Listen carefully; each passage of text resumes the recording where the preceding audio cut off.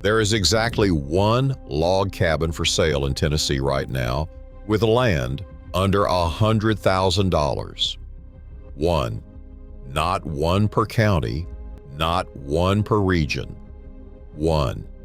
It sits on a single acre outside Jamestown on a road called State Garage. It was framed in real logs 2 years ago, and it has never been finished. Somebody got it under a roof, put the vinyl windows in, ran a septic tank, and then stopped. Now, the cheap listings absolutely exist. Hundreds of them. Tennessee acreage with something cabin-shaped standing on it, priced under what a decent used pickup costs.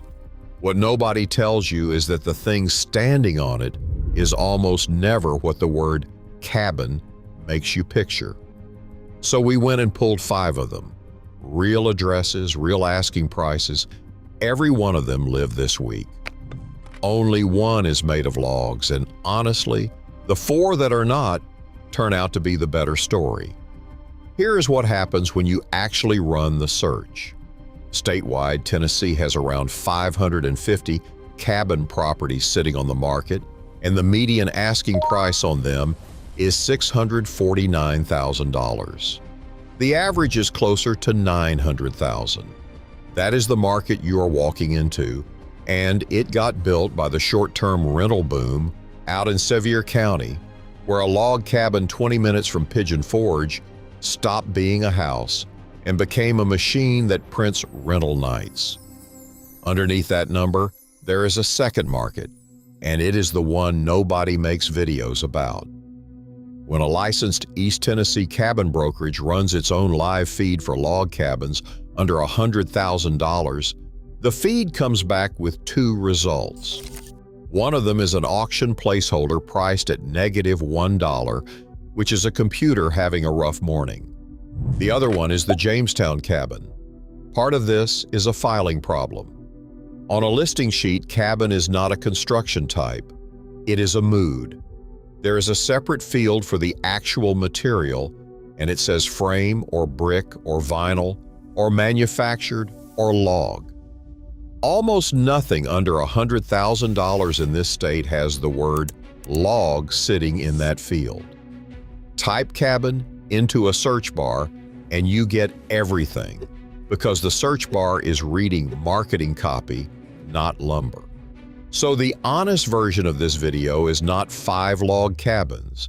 It is 5 properties where a human being used the word cabin, and a tour of what that word actually buys you down here.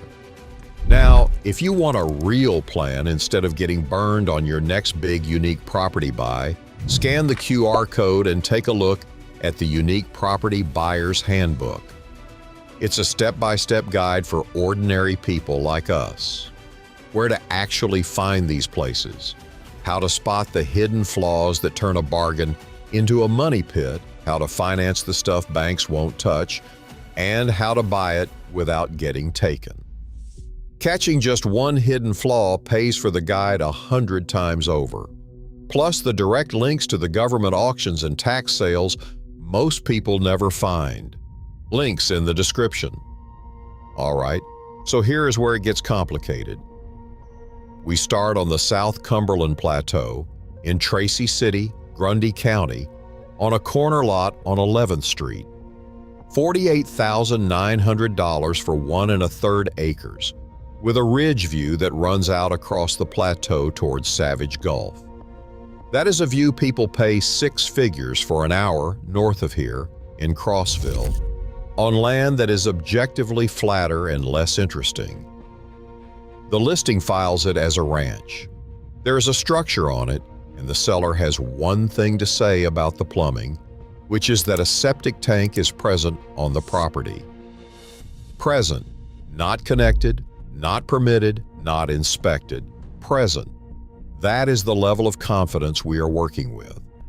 What you are buying is a house somebody started and did not finish, on a lot nobody ever subdivided, in a coal town that now runs mostly on hikers and hardware store traffic.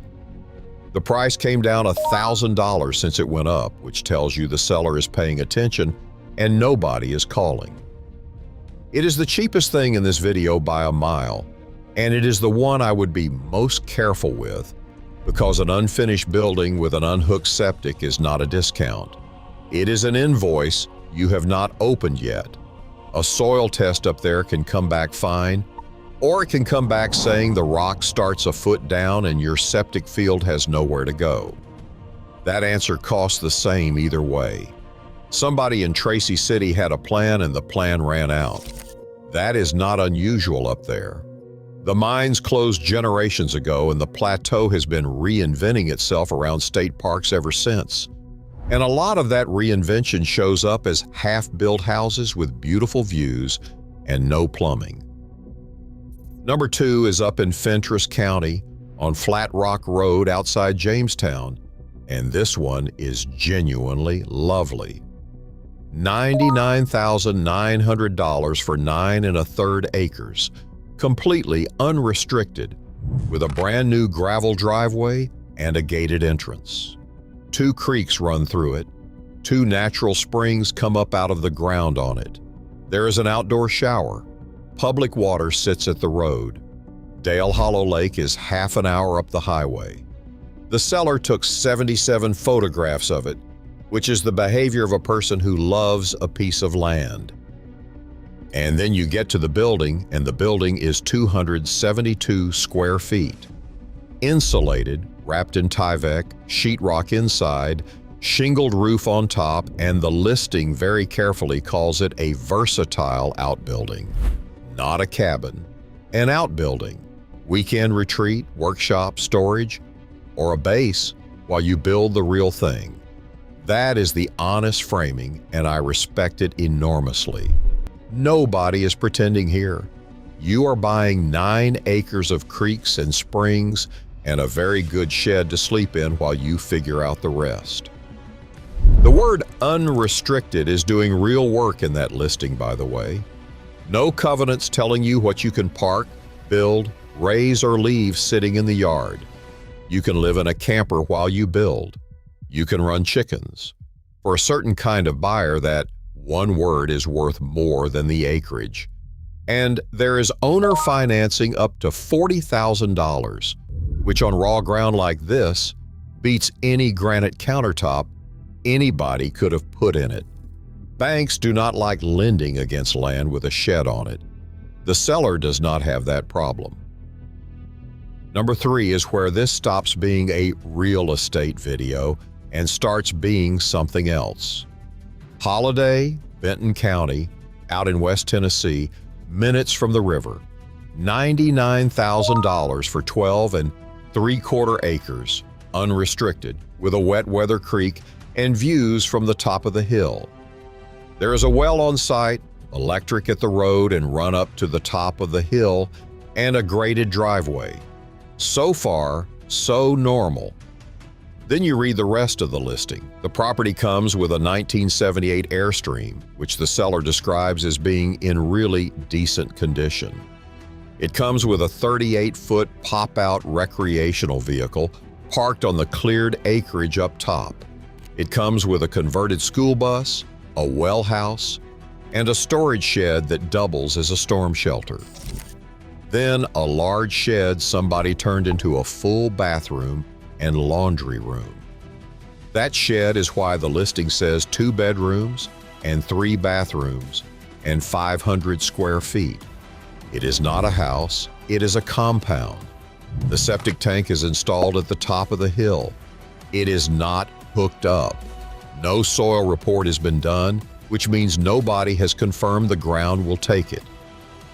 County taxes only, no city, extra wide road frontage, cash or a land loan or a construction loan, because no ordinary mortgage lender is going to write a note against an Airstream and a bus. I have looked at a lot of these properties, and this one has more genuine human effort standing on it than anything else in this video. Think about the order it had to happen in. First you buy the hill, then you pay for a well, which is the expensive part nobody wants to fund. Then power up from the road. Then a graded driveway so a truck can make the climb. Then the Airstream goes up top and you start staying weekends. Then the bus arrives. Then somebody decides the walk to the outhouse is finished as a concept and turns a shed into a bathroom with a washing machine in it. That is years of a person building a life out of whatever they could afford that month. It worked. And now it is $99,000 and you can have all of it.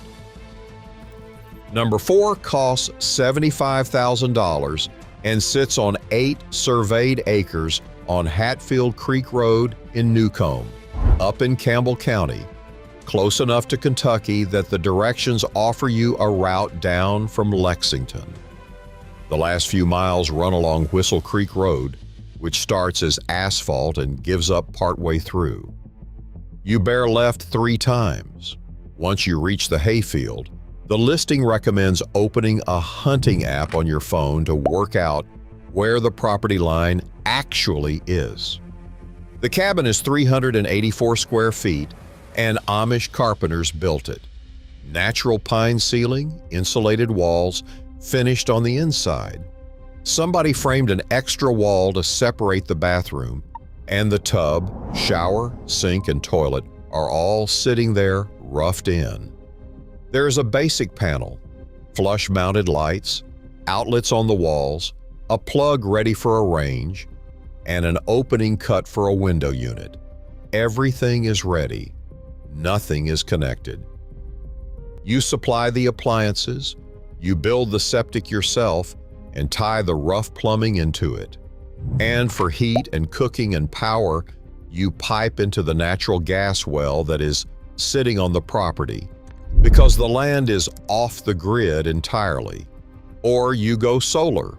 Water, you either drill your own or take the seller's easement down to Hatfield Creek and the pond across it. Sit with the gas well for a second, because it is the strangest asset on this list. Campbell County sits on coal seams and shallow gas, and that ground is dotted with old wellheads from operators who drilled, produced a while, and moved on.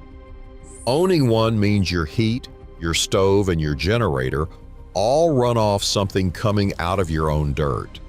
It also means there is nobody to call at midnight when it stops behaving. The listing has one line in capital letters, and it is not about the gas well or the view. It says, "No owner financing."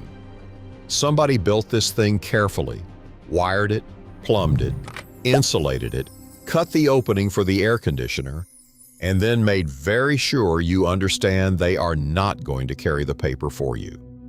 That is a man who has been burned before, and probably recently.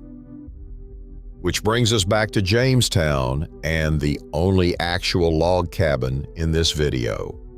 112 State Garage Road, Fentress County, $69,900. 1 acre, 560 square feet, 1 bedroom, 1 bathroom, 4 rooms total. Built in 2024. Public water at the property, septic tank in the ground, electric heat. The county records list the construction as log and the style as log, which is the box almost nothing under $100,000 in this state manages to tick. It has been on the market 6 days, and it has never been finished. Built 2 years ago, brought under roof, vinyl windows installed, and then sold as is, with the listing quietly suggesting you buy it now and add your own finishing touches. Somebody stacked those logs in the spring of 2024 with a picture in their head. Close to town, nice neighborhood, an acre of Fentress County, a porch eventually once the inside was done. They got the septic in the ground, which is the least fun and most necessary thing you can spend money on, and they got the water line run from the road, and they picked out windows. And then something happened, the way something always happens, and the cabin sat there through 2 winters with the wind going through it. Sold as is. Add your own finishing touches. Those are gentle words for a plan that stopped. And here is the part that should make you sit up. 560 square feet is a very small amount of flooring and cabinetry. That is a determined weekend habit, not a renovation. The bones are the hard part, and the bones are done. So here is the verdict, and it is not close. The Jamestown log cabin wins because it is the only property on this list where the expensive part is already standing. Logs are the cost, always. That is the entire reason cheap log cabins are rare here, and it has nothing to do with anybody hiding the good deals from you. A log wall costs more than the roof, the wiring, and the fixtures combined, and nobody builds a cheap one on purpose. Everywhere else on this list, you are buying dirt and a promise. Here you are buying the hard part, and the promise is just drywall and time. The Newcomb property is the one I would want to spend a weekend at. The Holladay compound is the one I would want to hear the whole story behind. But the cabin outside Jamestown is the one you can finish, and it will be gone. 6 days on market at that price means somebody local has already walked it. That does not matter as much as you think. Sold does not mean gone. Whoever buys that cabin becomes a name on the Fentress County tax record within a few weeks, and that record is public and permanent. Unfinished cabins are unfinished because a plan stopped, and plans stop constantly, and almost none of those parcels ever reach a listing site.